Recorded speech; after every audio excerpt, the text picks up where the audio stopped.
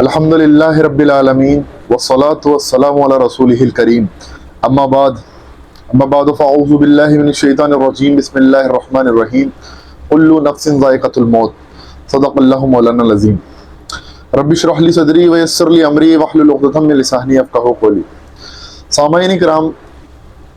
جنازے کے احکام و مسائل کے اوپر آپ کے سامنے میں سیریز لے کے حاضر ہوا ہوں۔ پہلا پارٹ اس کا میں آپ کے سامنے اپلوڈ کر چکا ہوں اور دوسرا جو ہے اب آپ کے سامنے آج یہ جو ہے اپلوڈ کیا جا رہا ہے۔ دیکھیں، میت کے اور جنازے کے احکام اور مسائل کے متعلق کچھ چیزوں کو، کچھ باتوں کو ملحوظ رکھنا بہت ضروری ہے۔ دیکھیں، یہ کام ہمیں بہت زیادہ اس پر غور و فکر کرنا چاہیے، اس بات پر بہت غور و فکر کرنا چاہیے کہ جو کام ہم کریں دنیا میں، جو بھی شریعت کے متعلق کوئی کام کر رہے ہیں یا اور بھی دنیا کے کوئی بھی معاملات ہیں، تو اس میں رسول اکرم صلی اللہ علیہ وسلم نے ہمیں کیا رہنمائی دی، اس کے مطابق وہ کام کریں۔ حب رسول کا تقاضا یہی ہے۔ ربیع الاول مہینہ چل رہا ہے، تو اس میں ہم اللہ کے رسول کی ولادت اور جو وفات کو دونوں کو یہاں پر مناتے ہیں اس مہینے میں، اور ظاہر سی بات ہے آپ کی وفات اور آپ کی جو ہے ولادت اسی مہینے میں ہوئی۔ تاریخ میں اختلاف پایا جاتا ہے، لیکن اللہ کے رسول کی محبت کے سب دعوے کرتے ہیں، اور اللہ کے رسول سے محبت کا دعویٰ کرنا میں ہماری جو سب سے بڑی لغزش ہوتی ہے یا ہمارا دوہرا عمل نظر آتا ہے، وہ یہ آتا ہے کہ ہم دعوے تو کرتے ہیں لیکن اللہ کے رسول کی بتائی ہوئی تعلیمات کے مطابق عمل نہیں کرتے۔ یہ بڑی جو ہے ہمارے خسارے کا پہلو ہے۔ آپ دیکھیں، اللہ کے رسول علیہ الصلوۃ والسلام نے ارشاد فرمایا، مسلم شریف کی جو کتاب الایمان کے اندر یہ چیپٹر کے اندر حدیث لے کے آئے ہیں امام مسلم، اس مسلم شریف کے اندر، کہ تم مومن ہی نہیں ہو سکتے جب تک کہ میں تمہیں تمہارے ماں باپ، تمہاری اولاد اور تمام انسانوں سے بڑھ کر محبوب نہ ہو جاؤ۔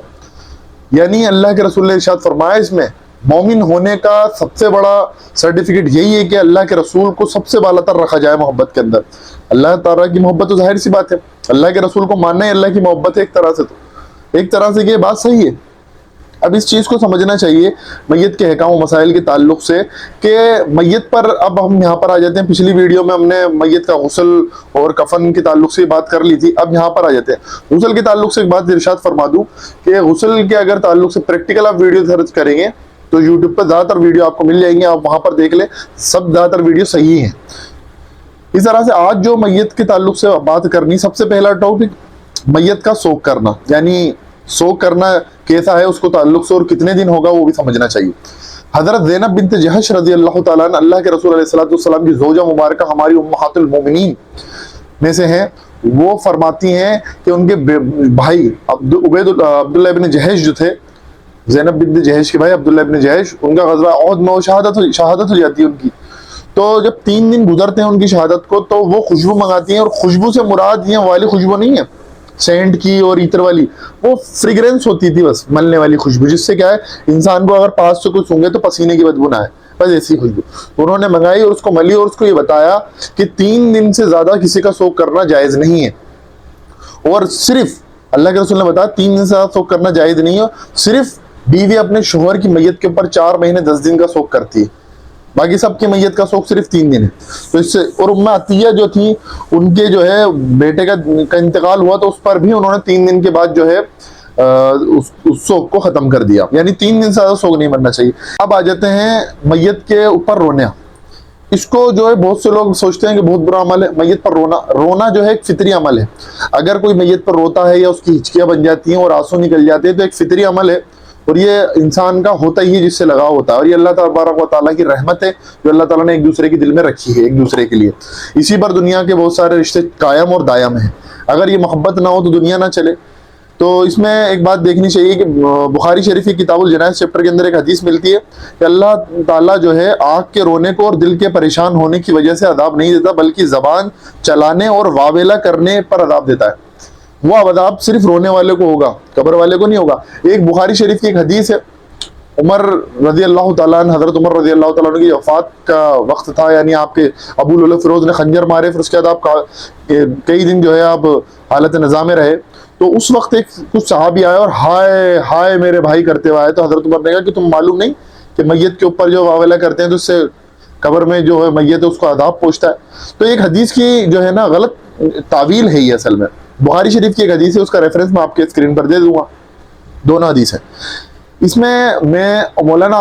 اسحاق مدنی رحمۃ اللہ علیہ کے موقف سے زیادہ جو ہے اس کی طرف میں جو ہے اپنا جھکاؤ محسوس کرتا ہوں، اور یہ بات صحیح بھی لگتی ہے۔ ایک مرتبہ ایک یہودی عورت کا جو ہے میت ہو گئی تھی، اللہ کے رسول علیہ الصلوۃ والسلام کے وہاں سے گزر رہے تھے، اور اس کے گھر والے جو ہے ماتم کر رہے تھے۔ اللہ کے رسول نے کہا کہ تم یہاں پر اس کے لیے رو رہے ہو اور اس کی قبر میں اس کو عذاب ہو رہا ہے۔ تو وہ مسئلہ یہ تھا کہ وہ یہودی تھی، تمہارے رونا دھونے سے کیا فائدہ ہوگا، اس کو تو قبر میں عذاب ہو رہا ہے۔ بات اصل میں یہ ہے کہ وہ تو اپنے عمل کی وجہ سے عذاب پا رہی ہے، کہ یہودی مر گئی نا، اور تم اس کے لیے رو رہے ہو، اس سے فائدہ کیا ہے؟ اس سے کچھ لوگوں نے یہ سمجھا کہ اگر میت کے اوپر روئیں گے تو قبر میں میت کو عذاب ہوگا۔ اب دیکھیں، اس سے یہ ایک آدمی کی غلطیوں کا صلہ دوسرے کو نہیں ملتا۔ میت کا کیا غلطی ہے؟ اس کے اندر میت ہو سکتی نیک ہو، تو اس کو کیوں عذاب ملے گا؟ تو اس کی جو ہے اس چیز کو سمجھنا چاہیے۔ حدیث دونوں بخاری کی ہیں، اور اس سے جو ہے وضاحت ہو جاتی ہے کہ میت پر رونے سے میت کو عذاب نہیں ملتا، بلکہ میت اگر اپنے کام پر رو رہے ہو آپ یہاں پر، اس کے اعمال ہی برے تھے، تو رونے سے کیا ہوگا؟ وہ تو اپنے اعمال کا جو ہے بھگت رہی ہے نا، وہ تو عذاب جھیل رہی ہے۔ اس بات کو اتنا سمجھنا چاہیے۔ اور کوئی رو بھی نہیں رہا، میت کو برا بھلا کہہ رہا، لیکن وہ نیک تھی، تو اللہ تبارک تعالیٰ اس کو، تو آپ کے کہنے سے کوئی عذاب نہیں دیں گے، اللہ تعالیٰ تو اس کے فیصلہ کریں گے، اللہ تعالیٰ منصف ہے۔ لیکن یہ ہے کہ میت کی جب ہم میں جائیں تو وہاں پر جو ہے نیک کلمات اور اچھے کلمات کہیں۔ اور اس میں ایک بات یہ بھی دیکھنی چاہیے کہ بخاری شریف کی کتاب الجنائز چیپٹر کے اندر یہ حدیث بھی آتی ہے کہ جو صبر ہے نا، یہ صدمے کے آغاز میں ہوتا ہے، صدمے کے دوران ہوتا ہے، شروع میں ہی۔ ہم بہت سے لوگ ہیں نا 4-5 دن واویلا کر لیتے ہیں اور رو لیتے ہیں، نوحہ کر لیتے ہیں، اور اس کے بعد سوچتے ہیں آپ صبر کریں گے، تو وہ تو فطری طور پر خود ہی صبر آ جاتا ہے۔ اس وقت صبر کرنا ہے جب انسان کا دل پھٹا جا رہا ہوتا ہے، تو اس وقت صرف اتنا روئیں کہ انسان جو ہے جانور نہ لگے، نوحہ نہ کریں، واویلا نہ کریں، اور اپنے گریبان نہ پھاڑیں۔ اس طرح سے ایک حدیث میں آپ کے سامنے اور رکھ دوں، حضرت عبداللہ بن مسعود رضی اللہ تعالیٰ عنہ فرماتے ہیں، اور یہ حدیث جو ہے یہ بھی کتاب الجنائز چیپٹر کے اندر بخاری شریف کی، حضرت عبداللہ بن مسعود رضی اللہ تعالیٰ عنہ فرماتے ہیں کہ رسول اللہ صلی اللہ علیہ وسلم نے فرمایا، وہ ہم میں سے نہیں جو سینہ پیٹے، گریبان پھاڑے اور جاہلیت کی پکارے، یعنی اپنے واویلا وغیرہ کرے، نوحہ کرے، چلائے، ہائے میرا فلاں، ہائے میرا بھائی، اس طرح کی باتیں کرنے والا جاہلیت کی آوازیں، اور وہ ہم میں سے نہیں، یعنی مسلمانوں میں سے نہیں۔ اسی طرح سے نبی کریم صلی اللہ علیہ وسلم کے تعلق سے ایک حدیث اور ملتی ہے، یہ بھی بخاری کی کتاب الجنائز چیپٹر کے اندر ہے۔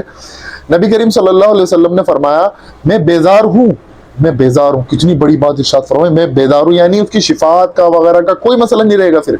میں بیزار ہوں اس سے جو موت کی مصیبت میں سر کے بال نوچے اور چلائے اور روئے اور اپنے کپڑے پھاڑے۔ کتنی بڑی بات یہاں پر واضح ہو گئی۔ تو نوحہ وغیرہ جو ہے ان چیز پر بھی ہمیں دھیان رکھنا چاہیے کہ ہم اس طرح کا نوحہ نہ کریں۔ اس کے بعد ایک حدیث اور آپ کے سامنے مسلم شریف کی کتاب الجنائز چیپٹر سے حدیث آپ کے سامنے اور رکھ دیتا ہوں کہ نبی کریم صلی اللہ علیہ وسلم نے فرمایا، جاہلیت کے 4 کام ایسے ہیں جسے یہ امت کرے گی، چھوڑے گی نہیں۔ اس میں پہلا کام یہ ہے اپنے حسب اور نسب پر فخر کرنا، دوسرے نمبر پر یہ دوسروں کے حسب نسب پر تان کسنا اور ان کی تنخیص کرنا، تیسری چیز یہ ہے کہ ستاروں کے ذریعے پانی طلب کرنا، سیٹلائٹ نہیں، ستاروں کے ذریعے، وہ پلانے نجومی جو ہوتے تھے نا وہ۔ اسی طرح سے چوتھی چیز جو ہے وہ یہ ہے کہ میت کے اوپر نوحہ کرنا اور واویلا کرنا۔ اور جو عورت، زیادہ تر عورتوں کا معاملہ ہوتا ہے، جو عورت میت کے اوپر، یہ حدیث جو ہے مسلم شریف کی کتاب الجنائز چیپٹر کے اندر ہے کہ نبی کریم صلی اللہ علیہ وسلم نے فرمایا، جو عورت نوحہ کرنے والی عورت توبہ کرے بغیر مر گئی تو اس کو گندھک کا، قیامت کے دن گندھک کا اور خارش کا لباس پہنایا جائے گا۔ تو بہت بڑا جو وعید آ گئی۔ اسی تعلق سے ایک دیکھیں، کئی دفعہ لوگ آنسو آتے ہیں تو اس کی بھی دلیل میں آپ کے سامنے رکھ دیتا ہوں، اور کیا الفاظ کہنے چاہیے جب کوئی بچہ گھر میں مر جائے یا کچھ ہو جائے، تو یا اپنا کسی کا بیٹا مر جائے، والد مر جائے، تو کیا الفاظ ہونے چاہیے، کیا جملے زبان سے نکلنے چاہیے۔ وہ نبی کریم صلی اللہ علیہ وسلم کی کتاب الجنائز چیپٹر بخاری کی، اس میں حدیث میں ملتے ہیں، جب نبی کریم صلی اللہ علیہ وسلم کے اپنے بیٹے، لاڈلے بیٹے ابراہیم، جو ماریہ قبطیہ رضی اللہ تعالیٰ عنہ سے پیدا ہوئے تھے، ان کے بطن سے، تو وہ کم عمری میں ان کا بھی انتقال ہو گیا۔ نبی کریم صلی اللہ علیہ وسلم کے سارے بیٹے جو ہے کم عمری میں ان کا انتقال ہو گیا، اسی طرح سے ان کا بھی ہو گیا۔ تو نبی کریم صلی اللہ علیہ وسلم نے ان کو ہاتھوں پر اٹھایا اور ہاتھوں پر اٹھا کے کہا کہ آج میری آنکھوں سے آنسو بھی نکل رہے ہیں، اور میرا جو ہے اسی طرح سے میرا جو ہے دل غم میں ڈوبا ہوا ہے، لیکن پھر بھی اے ابراہیم، اس کے باوجود بھی ہم اللہ سے راضی ہیں اس معاملے میں۔ اور آخری میں فرمایا، اور ابراہیم ہم تیری جدائی پر غمگین ہیں۔ تو یہ تو ہوتا ہے، غم تو ہوتا ہے، لیکن نوحہ اور واویلا نہیں کرنا چاہیے۔ اس طرح سے ایک حدیث اور آپ کے سامنے رکھ دوں، یہ جو حدیث ہے یہ بھی بخاری شریف کی کتاب الجنائز چیپٹر کے اندر ملتی ہے۔ نبی کریم صلی اللہ علیہ وسلم کی جو ہے ایک نواسے کا انتقال ہوا تو آپ کی آنکھوں سے آنسو جاری ہو گئے. تو حضرت سعد بن عبادہ رضی اللہ تعالیٰ نے کہا کہ نبی کریم صلی اللہ علیہ وسلم یہ کیا ہے, آنسو جاری ہو گئے. تو نبی کریم صلی اللہ علیہ وسلم نے فرمایا, دیکھیں وہ حدیث, وہ دلیل مل گئی میری پچھلی بات کی, کہ یہ وہ رحمت ہے جو اللہ نے اپنے بندوں کے دلوں میں پیدا کی ہے, اور اللہ اپنے بندوں میں سے رحمت کرنے والوں پر ہی رحم کرتا ہے. کتنی بڑی بات ہے. تو رونا آئے گا, یہ ہوتا ہے, چیزیں ہوتی ہیں, لیکن نوحہ نہیں کرنا. اب اس کے بعد جنازے کی نماز کے تعلق سے میں آپ کے سامنے کچھ بات رکھوں گا اگلی ویڈیو میں, لیکن ایک بات اور کر دوں, عام طور پر جب انتقال ہوتا ہے تو ہم اِنَّ لِلَّهِ وَإِنَّ إِلَيْهِ راجعون پڑھتے ہیں, جو کہ سورہ بقرہ میں جو آیت آئی, کہ تو اس کو سمجھنا چاہیے کہ اِنَّ لِلَّهِ وَإِنَّ إِلَيْهِ راجعون صرف میت پر پڑھنا ضروری نہیں ہے. آپ کو جب بھی آپ کی کوئی چیز گم گئی, کوئی چیز آپ سے دور ہو گئی, آپ کو دکھ ہوا, آپ بیمار ہوئے, آپ کو تکلیف ہوئی, اس پر اِنَّ لِلَّهِ وَإِنَّ إِلَيْهِ راجعون پڑھا جا سکتا ہے اور پڑھنا چاہیے,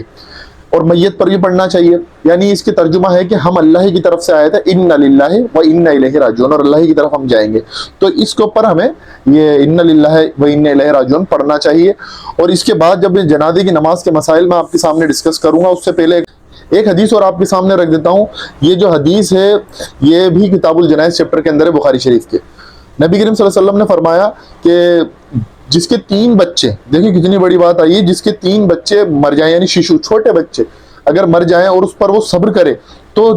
جہنم سے اس کے لیے وہ صبر آڑ بن جائے گا.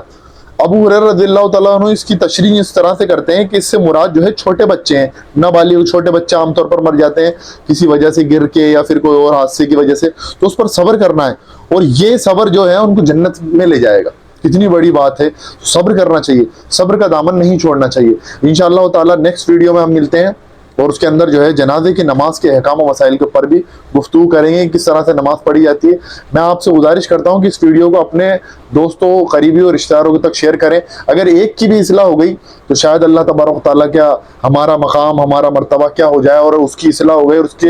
اس نے اصلاح کر کے اس پر عمل کر لیا تو اللہ تعالیٰ ہماری بخشش کر دے. وآخر دعوانا الحمدللہ رب العالمین.